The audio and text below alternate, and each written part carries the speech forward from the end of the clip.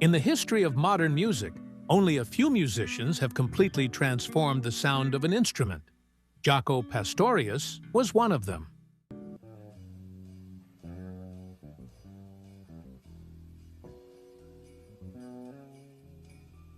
Before the 1970s, the bass guitar had a clear and simple role. It supported the rhythm. It reinforced harmony. It stayed in the background while other instruments took the spotlight. But when Jaco Pastorius appeared, everything changed.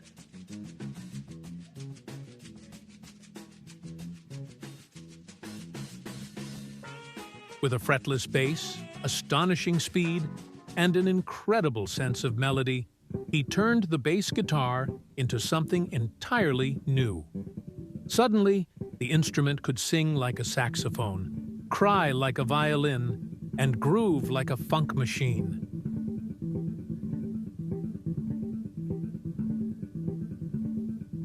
He didn't just play the bass, he reinvented it.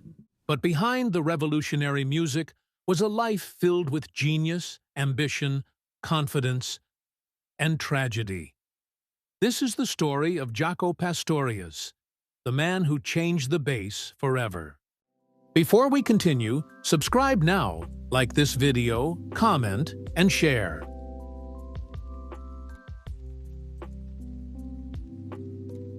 Jaco Pastorius was born John Francis Anthony Pastorius III on December 1, 1951, in Norristown, Pennsylvania. Shortly after his birth, his family moved to Florida, where he grew up in Fort Lauderdale.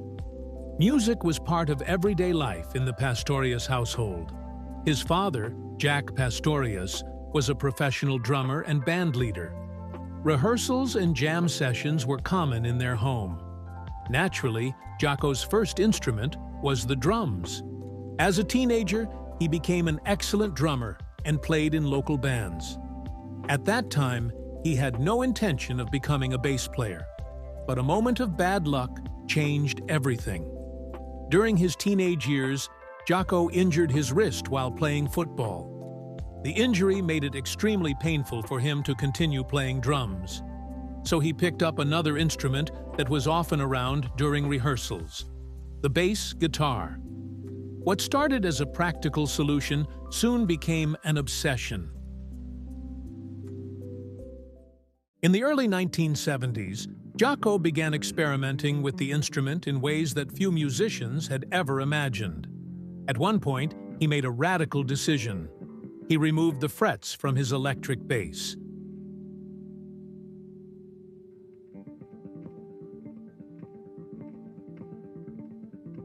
Using tools and wood filler, he transformed his Fender Jazz bass into a fretless bass guitar. Without frets, the instrument allowed smooth slides between notes, similar to an upright bass or violin. The result was extraordinary.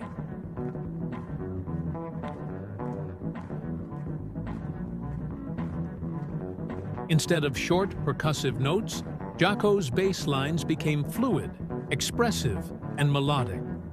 He also mastered the use of natural harmonics, producing bell-like tones that sounded almost like a harp or piano.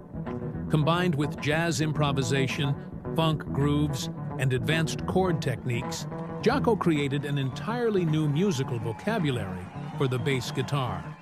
Jaco Pastorius was not known for being modest. In the mid-1970s, after attending a concert by the jazz fusion band Weather Report, he approached the band's keyboardist and leader Joe Zawinul backstage.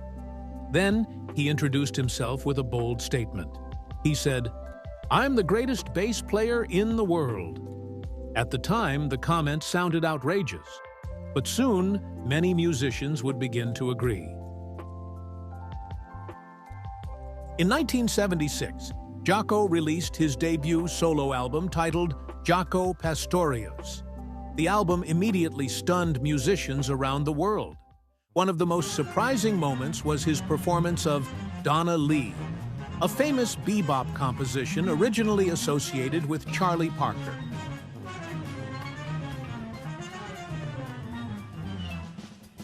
Instead of a saxophone or trumpet, Jaco played the entire melody on electric bass with incredible speed and precision. Another track, Portrait of Tracy, became one of the most beautiful bass compositions ever recorded.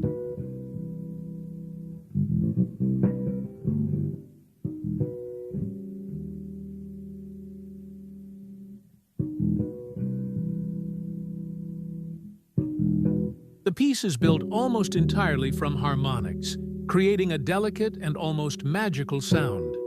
For bass players everywhere, the album felt like discovering the instrument for the first time. That same year, Jaco joined Weather Report, one of the most influential jazz fusion bands of the era. The group was led by Joe Zawinul and legendary saxophonist Wayne Shorter. Jaco brought a new level of energy and virtuosity to the band.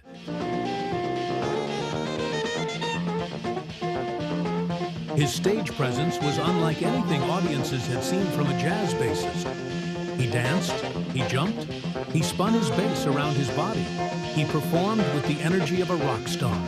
In 1977, Weather Report released what would become their most successful album, Heavy Weather. The record included the famous track Birdland.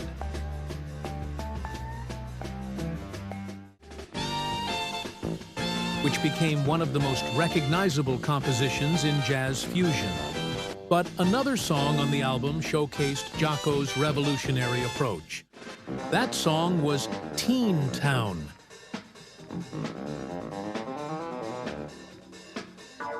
Instead of the melody being played by saxophone or keyboard, the bass guitar carried the entire lead line. Fast, melodic, technically demanding.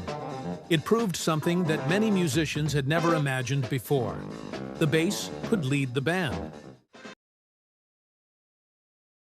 During the late 1970s, Jaco Pastorius became one of the most sought-after bass players in the world. He collaborated with many legendary artists. One of the most important partnerships was with singer-songwriter Joni Mitchell. On albums like Hajira, Jaco's bass lines moved like a second voice alongside Mitchell's singing. Instead of simple bass notes, he played melodic phrases that interacted with the vocals. Joni Mitchell later described him as one of the most creative musicians she had ever worked with. He also collaborated with guitarist Pat Metheny on the influential album Bright Size Life, which showcased a more subtle and lyrical side of his playing. After leaving Weather Report in the early 1980s, Jaco began focusing on his own musical projects. One of the most ambitious was a large ensemble called Word of Mouth.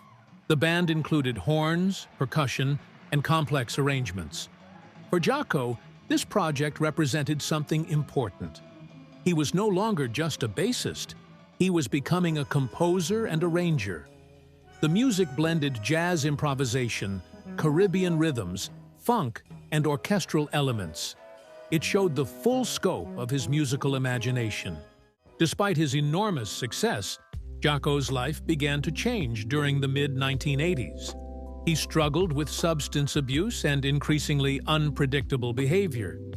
Later, it became widely known that he suffered from bipolar disorder, a condition that was not well understood at the time. Friends and collaborators often described moments of incredible brilliance, followed by periods of instability. Even during difficult times, however, the music never completely disappeared. Whenever Jaco picked up his bass, flashes of genius still appeared. In September 1987, Jaco Pastorius was in Fort Lauderdale, Florida. On the night of September 11th, he became involved in an altercation outside a nightclub called the Midnight Bottle Club. During the incident, he suffered severe head injuries. He was taken to the hospital and remained in a coma for several days. On September 21st, 1987, Jaco Pastorius died. He was only 35 years old. The music world was stunned. One of the most revolutionary musicians of the century was gone far too soon. Although his life was short, Jaco Pastorius permanently changed the way musicians think about the bass guitar.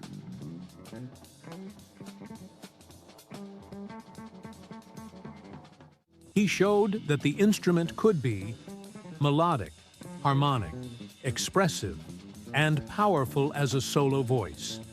His influence can be heard in generations of bass players. Artists such as Marcus Miller, Victor Wooten, and Flea have all acknowledged the impact of Jaco's innovations. Today, his recordings continue to be studied by musicians around the world. Music schools teach his techniques. Bass players analyze his solos. And new listeners discover his sound every year. Jaco Pastorius once said, "I'm the greatest bass player in the world." And another quote that reflects his musical philosophy, "I improvise all the time. I never play the same thing twice." Some musicians play instruments. Others redefine them. Jaco Pastorius did something even greater. He transformed the bass guitar into a voice of melody, emotion, and limitless possibility. His life was brief, but his impact on music is eternal. And decades later, every time a bass player pushes the instrument beyond its limits, a little bit of Jaco lives on. Thank you for watching. Don't forget to subscribe, like, and share. See you in the next video.